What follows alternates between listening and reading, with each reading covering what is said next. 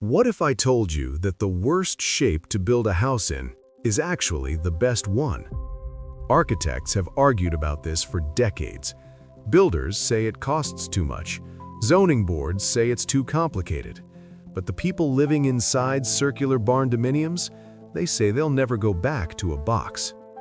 Today, we're going inside one of the most perfectly designed circular barndominiums ever built. And I'm going to show you the exact layout reasons why this thing actually works when most round homes completely fail. Stay with me, because the twist at the end of this tour is going to change the way you think about open-plan living forever. Before we walk in, let's talk about why anyone builds round in the first place, because it's not just for looks. A circular structure has roughly 10 to 15% less exterior wall surface area than a square building of the same square footage. Less wall means less material, less heat loss, and less maintenance. In colder climates, that's thousands of dollars saved every single winter. And here's something most people don't know. A circle is actually the strongest structural shape in nature. That's why igloos have survived Arctic conditions for thousands of years. That's why grain silos are round. That's why nuclear cooling towers are cylindrical.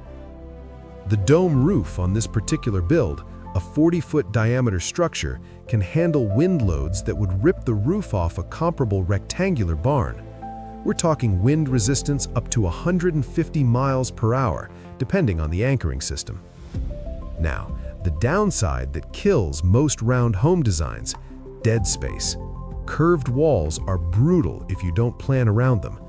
Most people who try this end up with unusable wedge-shaped corners and furniture that just floats in the middle of a room looking lost. But this builder solved it, and how they solved it is what makes this layout actually genius. Let's go inside. Okay, take a second. Notice what you don't feel. That cramped tunnel vision feeling you get walking into most homes. In a circular space, your eye naturally wants to travel around the room. Interior designers call this radial draw, and it makes spaces feel larger than they actually are. This home is 1,850 square feet under the roofline. That sounds modest, but standing here, it feels closer to 2,500. That perception difference is real, and it's not magic, it's geometry. The entry is positioned deliberately off-center from the true north of the circle. Why does that matter? Because it means you never see the entire home the moment you walk in. There's always something around the curve. That psychological pull, that sense that there's more to discover, is one of the oldest tricks in architectural design, going back to the ancient Roman pantheon. Except here, it's in a barndominium in the middle of a 12-acre property, and it works perfectly. Here's where the layout gets really interesting. In this circular build, the designer used what's called a concentric zone strategy. Think of it like rings on a dartboard. The outermost ring, along the curved walls, is for fixed use. The kitchen cabinetry, built-in shelving, the bathroom cores. These are the elements that actually benefit from following the curve rather than fighting it. Custom curved lower cabinets hug the wall, and the countertops follow a gentle arc. It looks intentional because it is intentional. The middle ring is for flexible use. The dining table, the sofa, movable furniture. These pieces are on a slight radius, angled inward. When you sit on the couch, you're not staring at a flat wall 6 feet away. You're looking into the center of the space. It opens up your sight lines dramatically. And then the inner core, the very center of the circle, is left completely open. No furniture, no rugs, just floor. And that negative space is what makes the whole room breathe. A lot of first-time visitors think the home feels bigger because of the ceiling height. And yes, the vaulted roof peaks at 22 feet in the center, which is stunning. But it's really the empty core doing the heavy lifting. Remove that open center and the whole illusion collapses. Now, this is the part where circular homes usually fall apart: the private rooms. Bedrooms need rectangular beds, bathrooms need rectangular fixtures, and you just can't fight physics. A king-size mattress is 76 by 80 inches. It's not going to curve. So how did this designer solve it? They built what's essentially a chord wall system. If you imagine the circle from above, they drew straight chord lines across sections of the circle, like cutting slices without going all the way through, and built the bedroom walls along those chords. The result?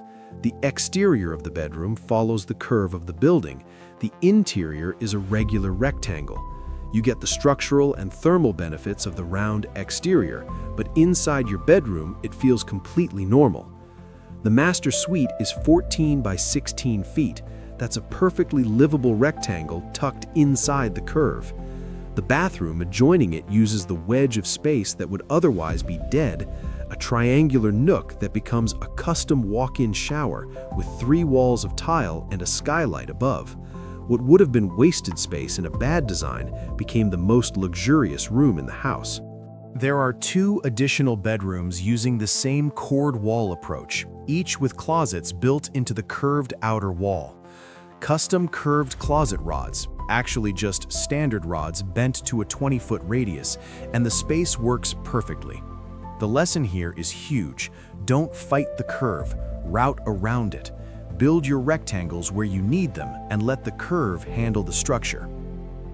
One thing that almost never gets talked about in Barndominium tours is the mechanical design, and in a circular home, it matters even more than usual. This build runs a radial HVAC layout. Ducts extend outward from a central mechanical core like spokes on a wheel. The result is that every room in the house is equidistant from the air source. No hot spots, no cold corners. Uniform temperature distribution throughout. Compare that to a rectangular home where the HVAC has to fight a long, narrow floor plan. Rooms at the far end are always harder to heat and cool. In this design, the geometry solves the problem before it starts. The floors are polished concrete with hydronic radiant heating, tubing embedded in the slab that circulates warm water. Radiant floor heat is about 25 to 30% more efficient than forced air in a well-insulated structure, and in a circular building with a continuous foundation, you get 0 thermal bridging at the corners because there are no corners. Solar is on the south-facing portion of the roof, 18 panels, 9.2 kilowatts of capacity. The round roof made panel placement slightly more complex, but the installer used a fan array pattern that actually tracks the sun's arc more naturally than a flat rectangular array. This home's electricity bill in summer? Less than $40 a month. And the internet? A mesh Wi-Fi system with nodes mounted at even intervals around the circumference. Because the walls are equidistant from center, signal coverage is essentially perfect in every room. Something as simple as the building's geometry improving your Wi-Fi. That's what smart design looks like. Here's what I want you to take away from this. The reason most circular homes fail isn't the shape. It's that builders try to force rectangular thinking into a round container, and everything fights everything. This Barndominium works because every single decision, the furniture placement, the wall cords, the HVAC layout, the entry positioning, was made with the geometry, not against it. 1,850 square feet, 1 story, round. And it functions more efficiently, feels more spacious, and costs less to heat and cool than most 2,500 square foot rectangular homes built the same year. The box is not the default, it's just what we're used to. If you're thinking about building, or if you just want to think differently about space, drop a comment below. I want to know, would you live in a round home? And if this video changed how you think about circular home design, share it with someone who's about to build, because most of them are planning a rectangle right now without ever asking why. I'll see you in the next one.